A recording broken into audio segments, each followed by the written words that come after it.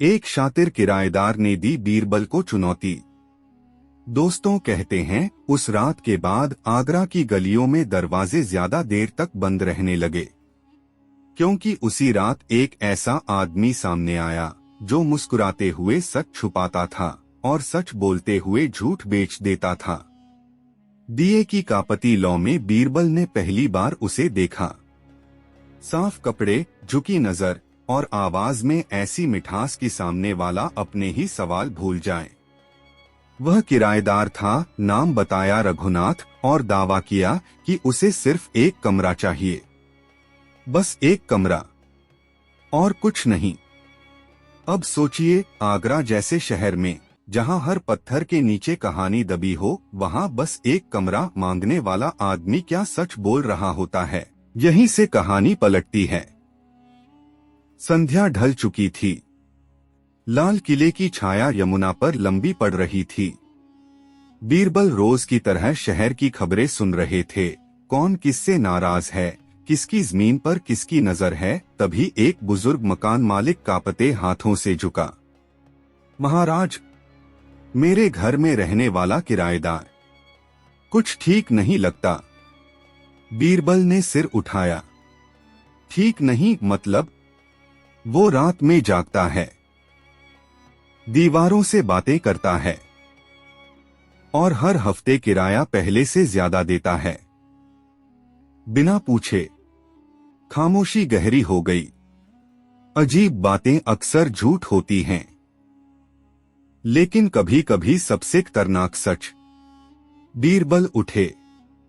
आज रात मैं वही कमरा देखूंगा। कमरा छोटा था, लेकिन हवा भारी। दीवारों पर नमी नहीं, फिर भी ठंडक।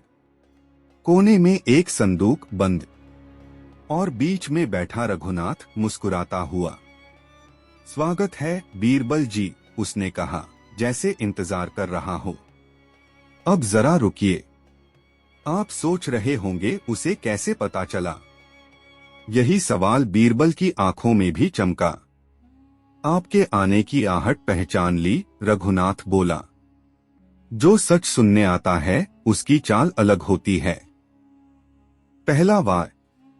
शब्दों से। बीरबल ने कमरे को देखा, फिर आदमी को। तुम किराएदार हो, फिर रहस्य क्यों? रघुनाथ हंसा। क्योंकि रहस्य के बिना किराया सस्ता पड़ता है। दिए की लौ जरा तेज कांपी। रात बढ़ी। बाहर कुत्ते भौंके, भीतर सवाल। बीरबल ने संदूक की ओर इशारा किया। उसमें क्या है? मेरी शर्त, रघुनाथ ने कहा। शर्त? हाँ, अगर आप जान गए कि मैं यहाँ क्यों रहता हूँ तो मैं यह कमरा छोड़ दूंगा, और अगर नहीं तो आप दरबार में मान लेंगे कि हर सच पकड़ा नहीं जा सकता। अब सोचिए, यह चुनौती नहीं थी, यह बीरबल की प्रतिष्ठा पर रखा गया दाव था। बीरबल शांत रहे। शर्त मंजूर। रघुनाथ की मुस्कान थोड़ी चौड़ी हो गई। अगली सुबह शहर में फुसफुसाहट फैल गई। किराएदार, बीरबल, शर्त, संदूक। दरबार में अकबर ने भौहें चढ़ाई। बीरबल, एक किराएदार तुम्हें चुनौती दे रहा है। बीरबल ने सिर झुकाया। जहां चुनौती है वहां सीख भी होती है, हुजूर। अकबर ने इशारा किया। 3 दिन। तीसरे दिन सच सामने आना चाहिए। 3 दिन, 3 रातें। पहली रात बीरबल ने मोहल्ले को देखा। कौन आता है, कौन जाता है? कोई नहीं। लेकिन हर रात एक दिया जलता और हर सुबह संदूक की जगह बदल जाती।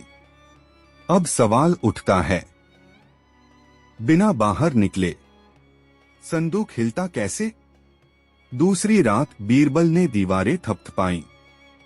खोखली नहीं। फर्श देखा, नया नहीं। छत सामान्य। रघुनाथ चुप था, जरूरत से ज्यादा चुप। आप घबरा रहे हैं, उसने कहा। सच हमेशा आवाज नहीं करता। यह दूसरा वार था मनोवैज्ञानिक। तीसरी रात। हवा रुकी हुई थी। आगरा जैसे सांस रोक कर देख रहा हूं। बीरबल अकेले कमरे में आए। दिया बुझा। अंधेरा गाढ़ा। तभी संदूक अपने आप खुला। अंदर कागज, नक्शे, मकान के नीचे सुरंगें। अब समझ आया, यह किराएदार नहीं, जमीन का शिकारी था। लेकिन रघुनाथ कहाँ? पीछे से आवाज आई। बहुत देर कर दी बीरबल जी। रघुनाथ परछाई से निकला। हाथ में वही कागज, दरबार की मुहर की नकल। मैं यहां सिर्फ रहने नहीं आया, उसने कहा। मैं इतिहास बदलने आया हूं। और इतिहास हमेशा नीचे से खोदा जाता है। बीरबल ने सांस ली। शांत, तुम्हारी भूल यही है। क्या? तुमने मुझे चुनौती दी, अकबर को नहीं। एक पल खामोशी, तभी छत से रोशनी फूटी। सैनिकों की परछाइयां। रघुनाथ पीछे हटा। यह खेल अभी खत्म नहीं हुआ। और खिड़की से कूद गया। संदूक, नक्शे सब साथ। दरबार में अगली सुबह अकबर खड़े थे। तो बीरबल? सच? बीरबल ने झुका सिर उठाया। सच भाग गया है हुजूर, लेकिन उसकी राह मैंने बंद कर दी है।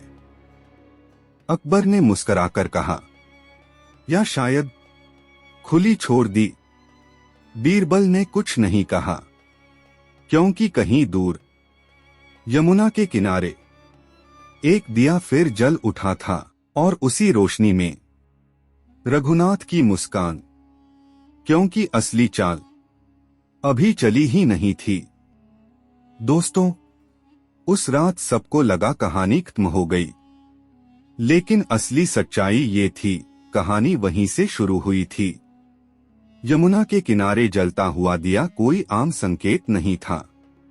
बीरबल उसे पहचानते थे। वो दिया सवालों के लिए जलाया जाता था, और जब सवाल जलते हैं तो जवाब अक्सर किसी की नींद छीन लेते हैं।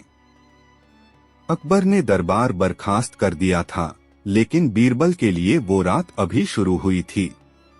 महल की छत पर अकेले खड़े बीरबल नीचे बहती यमुना को देख रहे थे।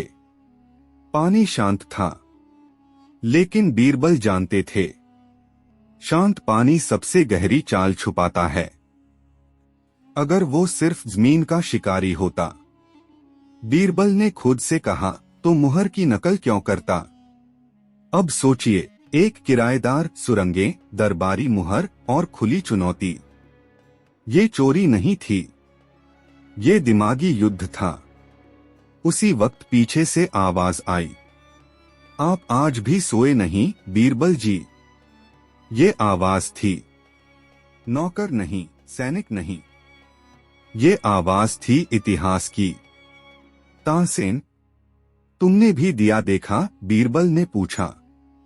तानसेन ने सिर हिलाया। और वो धुन भी सुनी, जो बिना गाए बज रही थी। यही कहानी फिर पलटती है। अगली सुबह आगरा जागा, लेकिन अफवाहों के साथ। कहा गया, शहर के 3 पुराने मकानों के नीचे रातों रात जमीन धंस गई। किसी की मौत नहीं हुई, कोई लूट नहीं हुई। फिर भी अकबर ने दरबार तुरंत बुलाया। ये इत्तेफाक नहीं, अकबर बोले, ये चेतावनी है। सबकी नजर बीरबल पर थी। बीरबल आगे बढ़े। हुजूर, ये वही आदमी है। वो शहर की जड़ें जांच रहा है, जैसे कोई सर्जन ऑपरेशन से पहले नसें ढूंढता है। एक दरबारी हंसा। एक किराएदार मुगल सल्तनत को चुनौती देगा। बीरबल ने उसकी ओर देखा, बस देखा। हंसी वहीं मर गई। उस रात बीरबल ने जाल बिछाया। न सिपाही, न ऐलान, बस एक अफवाह। कल यमुना के उस पार शाही खजाने की पुरानी सुरंग खुलेगी। अफवाहें बीज होती हैं, सही जमीन मिले तो जरूर उगती हैं। तीसरे पहर यमुना किनारे कोहरा था, दिए बुझ चुके थे या शायद जानबूझकर बुझा दिए गए थे। तभी मिट्टी हिली, एक हाथ बाहर आया, फिर कंधा, फिर रघुनाथ। वही शांत मुस्कान, वही मीठी आंखें। मैं जानता था आप झूठ बोलेंगे, उसने कहा, क्योंकि सच्चाई सुनने वाले अकेले नहीं आते। पीछे से बीरबल निकले, अकेले। और मैं जानता था, बीरबल बोले कि तुम सच सुनने नहीं, जांचना आए हो। दोनों आमने सामने, कोई तलवार नहीं, बस नजरें। तुम जानते हो मैं कौन हूं? रघुनाथ ने पूछा। एक नाम काफी नहीं, बीरबल बोले। तुम कई लोगों का डर हो। रघुनाथ हंसा। डर नहीं बीरबल जी, मैं वो आईना हूं जिसमें सल्तनत अपना भविष्य देखती है। अब सोचिए, ये आदमी भागा क्यों नहीं? क्योंकि उसे यकीन था, अभी उसकी बारी है। मैं सुरंगें नहीं खोदता, रघुनाथ बोला, मैं भरोसे खोदता हूं। और जब जमीन नहीं धंसती तो तख्त गिरते हैं। एक पल को हवा रुकी। तुम्हारा अकबर भी एक दिन अपने ही महल में किराएदार बन जाएगा। ये सीधा वार था, बीरबल के लिए नहीं, सल्तनत के लिए। बीरबल की आवाज बदली नहीं, लेकिन शब्द भारी हो गए। तुमने एक भूल फिर की। क्या? तुमने ये मान लिया कि मैं तुम्हें पकड़ने आया हूं। रघुनाथ की भौं उठी। मैं तुम्हें छोड़ने आया हूं, बीरबल बोले, क्योंकि जो आदमी खुद को बहुत बड़ा समझता है वो सबसे बड़ा सुराग छोड़ता है। कौन सा सुराग? बीरबल ने जमीन पर लकीर खींची। यही, तुम हमेशा बीच से खोदते हो, कभी किनारे से नहीं। रघुनाथ पहली बार चुप हुआ। तभी दूर से नगाड़े बजे। सैनिक नहीं आए, भीड़ आई। मकान मालिक, मजदूर, पुराने किराएदार, सब जिनके घर कभी न कभी रघुनाथ ने बदले थे। तुम अकेले नहीं हो, बीरबल ने कहा, और यही तुम्हारी हार है।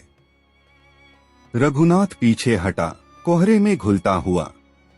बीरबल, उसकी आवाज गूंजी, तुमने मुझे नहीं हराया, तुमने मुझे जगा दिया है। और वो गायब हो गया। अगली सुबह कोई सुरंग नहीं मिली, कोई दिया नहीं जला। दरबार में अकबर ने पूछा, वो गया? बीरबल ने बाहर देखा। धूप तेज थी। नहीं हुजूर, उन्होंने कहा, वो अब किराएदार नहीं रहा। अकबर ने समझ लिया। तो अब वो क्या है? बीरबल की आंखों में वही पुरानी चमक। अब वो इंतजार कर रहा है, क्योंकि कहानी अभी भी अधूरी थी और असली चुनौती अब दरबार के अंदर आने वाली थी।